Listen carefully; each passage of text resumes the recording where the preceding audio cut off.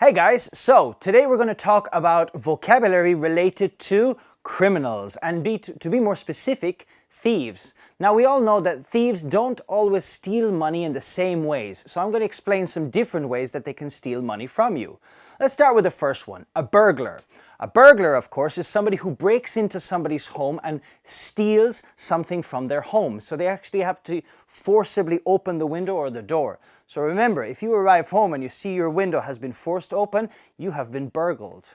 Next one we have is a pickpocket. Now a pickpocket, of course, is slightly different, and from the name you can imagine what this person does. They literally steal from your bag or from your back pocket. Generally they would take something like your wallet, your mobile phone, your keys, etc.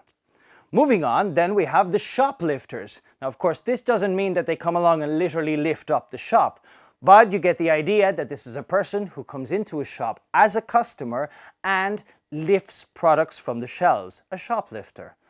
Then we have the most dangerous and violent version of all of these criminals, which is the mugger. A mugger is a person who is physically violent or aggressive, maybe uses a knife or a gun in order to take money or something from somebody on the street. So whether it's a burglar, a pickpocket, a shoplifter, or a mugger, be careful and join me for the next round because we're going to talk about a different type of criminals, the crooks.